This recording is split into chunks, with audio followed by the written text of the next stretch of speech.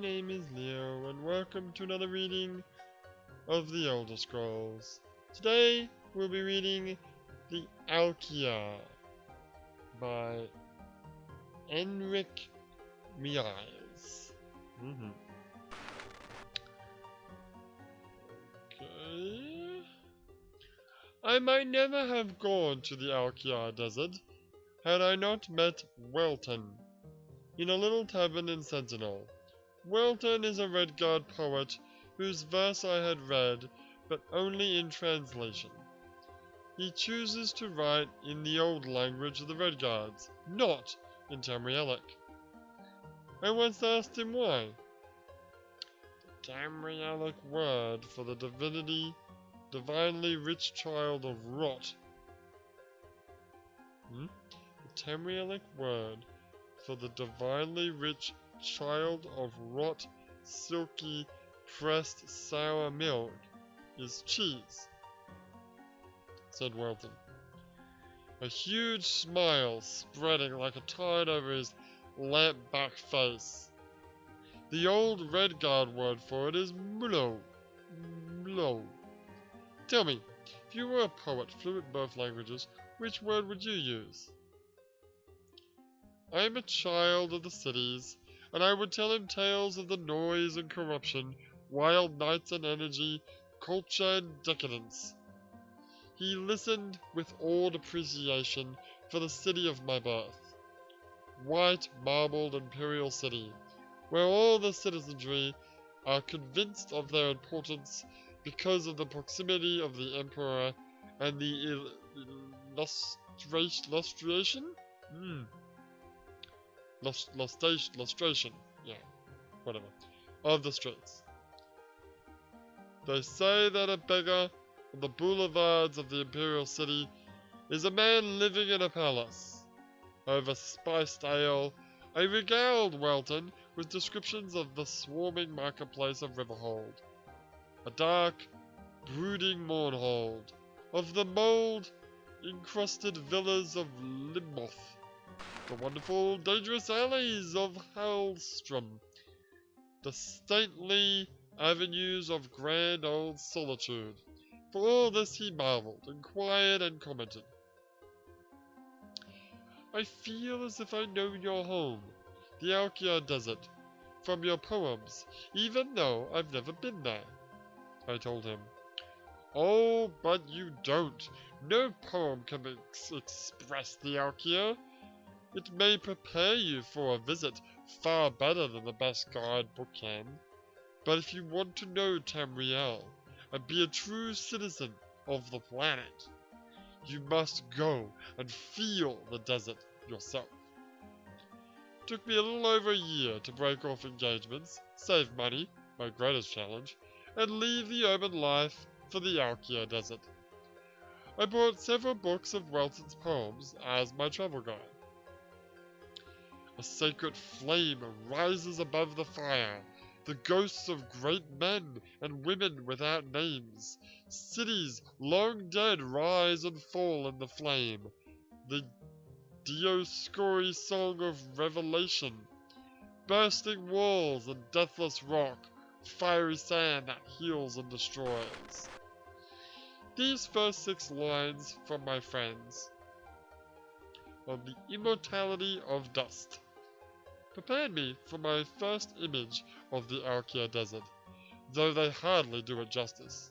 My poor pen cannot duplicate the severity, grandeur, infamy. I'm gonna look that up. Okay. Ephemera, which means things that exist or are used or enjoyed for only a short time. And performance of the Alik'r. I don't know what that means. All the principalities and boundaries the nations have placed on the land dissolve under the moving sand in the desert.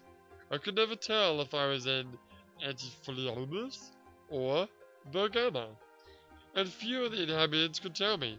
For them, and so it came to me, we were simply in the Alik'r. No, we are part of the Alik'r. that is closer to the philosophy of the desert people. I saw the sacred flame of which Welton wrote. On my first morning in the desert, a vast red mist that seemed to come from the deep mystery of Tamriel. Long before the noon sun, the mist had disappeared. Then I saw the cities of Welton. Wait, the cities of Welton? I thought Welton was a guy.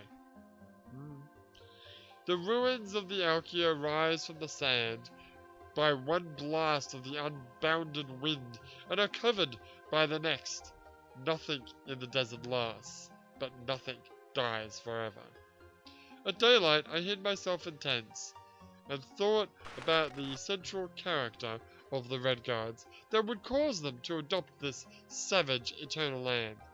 They are warriors by nature. As a group, there are none better. Nothing for them has worth unless they have struggled for it.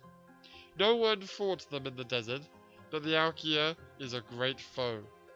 The battle goes on. It is a war without rancor. A holy war, in the sense the phrase should always imply. By night, I could contemplate the land itself in its relative serenity, but the serenity was superficial. The stones themselves burned with a heat and a light that comes not from the sun, nor the moons, Joan and Jode. The power of the stones comes from the beat of the heart of Tamriel itself. 2 years I spent in the Alik'r. As I write this, I am back in Sentinel. We are at war with the Kingdom of Daggerfall for the possession of a grass-covered rock that belongs to the water of the Alik'r Bay. All my fellow poets, writers, and artists are despondent for this greed and pride that brought these people into battle. It is a low point, a tragedy, in the words of old Redguard and Alik'r, a spiral down. Yet I cannot be sorrowful. In the years I spent in the glories of the Alik'r, I have seen the eternal stones that live on while men go dead.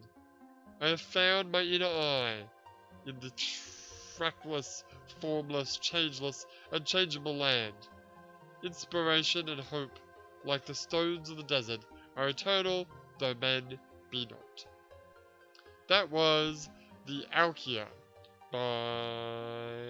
I've lost the guy's name. What was his name? It was Enric Milres. So we are still traveling, and we probably won't get there tomorrow either. Jeez. So we're going to be reading another book tomorrow. You know what I should read? Have I read that already? There's a book, which I think it's The Origins of the Mages Guild. Did we read that already? I have to check if I read that already. Because if we haven't, we should probably read that because we're doing missions for the Mages Guild. So we should probably, you know, relevant. I guess, sure. But for now, my name is Leo, and I will see you next time.